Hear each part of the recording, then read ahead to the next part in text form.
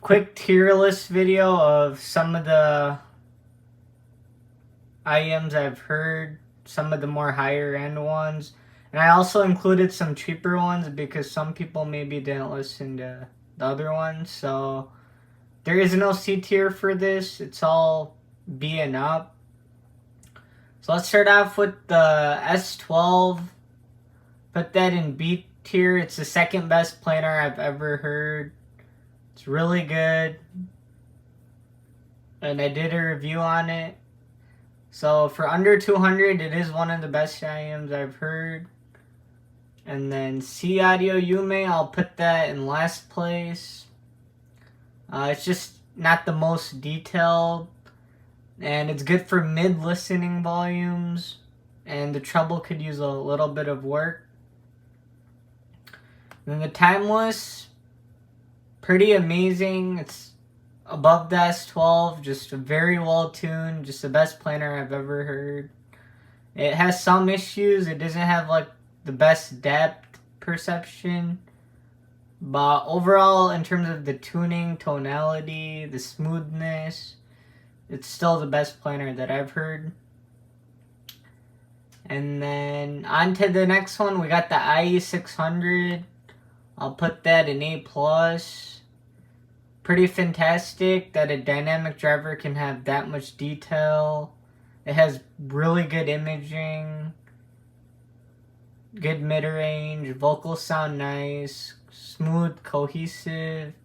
The only thing is it has that extra treble sharpness, that zing I mentioned, so that's one of the only main issues that the IE600 has. Other than that, really good. Single DD to do that, pretty impressive. And then we have the Oracle Mark II. I'll put that in A grade. Pretty phenomenal IEM. Neutral tuned with some extra treble. And yeah, good sound. Nice for vocals. Decent bass, good treble, and then Oracle Mark I. I'll actually put that in A+ behind the IE600. I think the Oracle Mark I is actually, I prefer it to the Mark II because I think the Oracle Mark I just had this very, very special tonality. It had something I've never heard in a different IEM, so I did repurchase the Oracle Mark I because I reviewed it a year ago, and then I got rid of it. I think the cable was bad or the fit was bad. I couldn't remember, but I was watching my own review on the Oracle Mark I, and the way I was describing it, I had to rebuy it. So very good, A+. It's not as detailed as the IE600, but the tonality and the mid-range tonality is pretty spot on. And all of these EST pairs have some sort of wispiness. The variations with flutes, it has like this wispy texture. It's not as well defined as a balanced armature unit. They all have like this wispy type texture, if you understand what I'm saying, where a balanced armature will be more incisive and more clear in the treble. But yeah, ESTs are smoother. So now on to the next one, we got the Monarch Mark II. We'll put that in A tier. I actually like the Oracle Mark II more than the Mark I. Than the Monarch Mark II, I mean. Yeah, so I like the Oracle Mark II more than the Monarch Mark II. I thought the Monarch Mark II just had... the treble wasn't for me. It kind of sounded way too smooth. It artificially removed sibilance. I wasn't a fan of the Monarch Mark II. And the Oracle Mark II didn't have that issue. And there's a lot of Mark IIs going on here, so I'm sorry if I messed that up a little. But yeah, I do like the Oracle Mark II more than the Monarch Mark II because, again, the Oracle Mark II just has better treble, good mid-range. In terms of the detail, I do think that the Monarch Mark II is more detailed. No question about that. And then on to the next one, we got the Moondrop variations. I'll put that in S tier. It is supremely resolving for the price. And I A-B'd the variations with the Monarch Mark II, and I like the variations way more. Variation just had a better bass, better treble, cleaner mid-range. So yeah, it doesn't really compete with the Monarch Mark II in my opinion. But the variations just have a few issues also.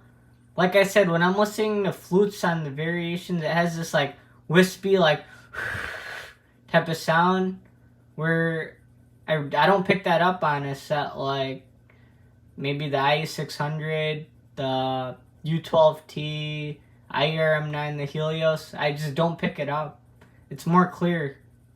And then the treble could be sometimes too smooth on the variations. The bass could be more emphasized in the mids and treble, I feel like. But all in all, for the price, I think this was like a market breaker. It just has the most amount of detail you could get for the price. So yeah, S tier for me. IEM9, put that above the variations. The IEM9 is simply an amazing IEM. It has like godlike imaging, the best imaging I've ever heard in any IEM. And then yeah, the coherency is pretty perfect for a multi-armature unit. Where I can't say the same about basically any IEM. So really good. The bass does bleed into the mid-range, which I'm not the biggest fan of. And then the mid-range could sound too smooth. And then the bass texture isn't the best. It could have some BA bass. So yeah, next up, we got the Ier-Z1r. I'll put that above the IEM9. So the Ier-Z1r simply has the best bass I've ever heard. It's almost perfect in terms of the decay. Yeah, very special bass. The mids are thin and the treble was a little sharp and sibilant to me. But other than that, the Ier-Z1's pretty perfect. And then the fit is just a mess. There's no way you could fit these into your ears. It's not even made for human ears. So I'm not sure what they were thinking with the fit on this. But I would have kept it actually, but I had to return it because the fit was just horrible. So yeah, put that in S tier. And then the U12T, put that in S tier, S plus actually. So the U12T is one of the only IEMs that has reverb with the instruments. It has a lot of reverb. It's well-rounded for male and female voices, which I don't think any of these IEMs down below it do as good of a job of. And the U12T is just supremely resolving, really good. Good depth, good height, safe all-rounder, should work well for most people. And then the last one, we got the Helios. The Helios is simply my favorite IEM. I put it above the U12T. The Helios just has market-leading treble, just the best treble I've ever heard. Every song I played through here on the Helios just sounds crystal clear. Like very, very clear, engaging, amazing BA bass. It almost sounds like a dynamic driver. Nice upper mid-range, amazing treble.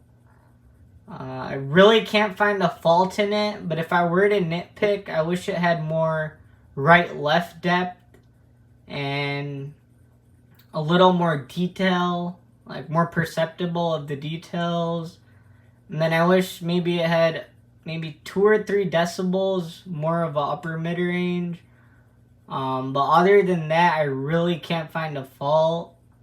The tuning was done meticulously. I think they just knocked it out of the ballpark. So yeah, Helios gets my highest recommendation. And I actually blind bought it, and it turned out to be the best decision I've ever made. So yeah, Helios is my favorite IEM, hands down.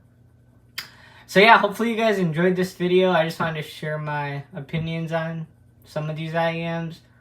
And have a good one. I'll catch you guys in the next one. And hopefully the next video I make is of the Elysian Diva. So yeah, that's all I have for you guys. Later.